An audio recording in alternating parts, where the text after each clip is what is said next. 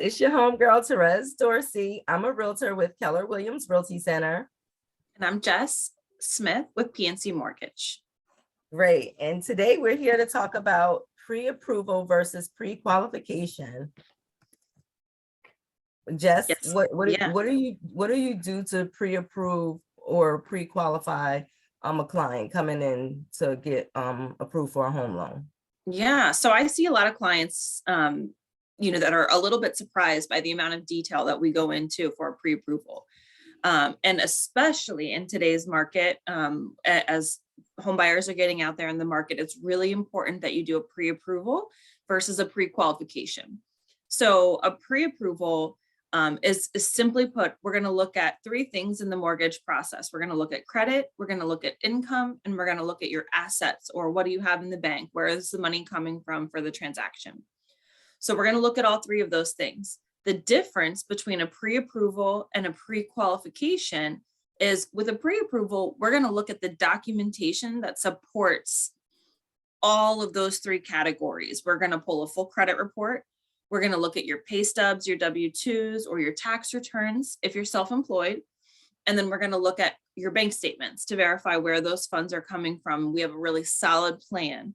And that is so important because, and a lot of people feel like, already you want my bank statements? I haven't even bought a house yet. But yeah, it's really, really important because in this day and age, listing agents are going to reach out to the lender to verify the soundness of your offer, right? So if you take my pre-approval letter and you make an offer on a home, that listing agent's going to want to verify the validity of that pre-approval letter. Have you looked at their income? Have you looked at their assets? Have you looked at the bank statements? Their credit's good.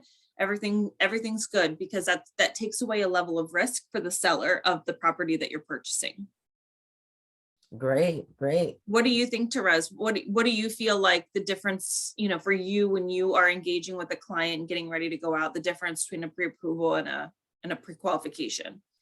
Oh, I mean, it's the same thing. It's just, I believe the pre-approval is like, you're there. They already verified it as a little more like a cash transaction, sort of say, versus the pre-qualification. You're pre-qualified, but your assets hasn't been verified. So something can change from one way or another. I think the pre-approval is a little more solid. And one of the things I like to tell my clients is that when we're out looking at properties, I don't want to waste their time, and we want to make sure whether it's pre-approved or pre-qualified, they start there first. That is really the first step in the home buying process, because, I used to tell people many years ago, like, we need to know how much home you can afford, or how much home you want to afford, right? You don't want to eat ramen noodles because you're living in this lavish house. You want to live comfortably, but it's also in regards to what type of loan program you're qualified for, because some properties, say if you're looking at a condo and they're not FHA approved, and we go look at it, you fall in love, and now you get pre-approved or pre-qualified, and you're conventional and you don't qualify, or you're FHA only and you don't qualify for conventional. You can't buy that house you just went to see.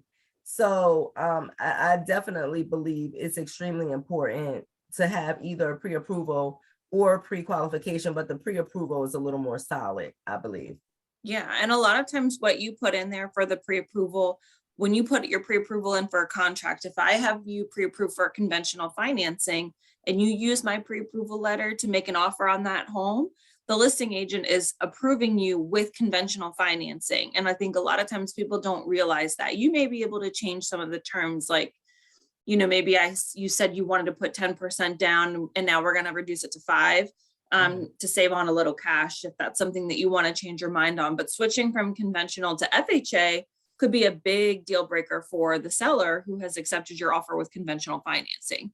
So I think the pre-approval letter goes a long way. And honestly, when we think about reducing the stress for our buyers as they go through the process, let's just flesh out all of those things before you even go looking for properties. And now we have a better idea of where you want your monthly payment to be, how much money you want to put in the transaction, So you're looking at something that really fits in all of your buckets, not just what home I want to buy, but where does that leave me financially? And I think that that's really, really important. And I think another thing too, a lot of lenders now are doing it where you can provide your income, we'll do your credit report, your income and your asset documentation, and we'll submit it up subject to finding a property. And you can actually get a loan commitment before you even go home searching. So now an underwriter has approved your income, your credit, and your assets. That's an amazing offer, right? Way to put yourself at the top of the list when it comes Absolutely. to putting in an offer. So something as well that you can ask around about when you're trying to figure out what lender you want to work with. Absolutely, Jessica. And that actually brings us to our today's word.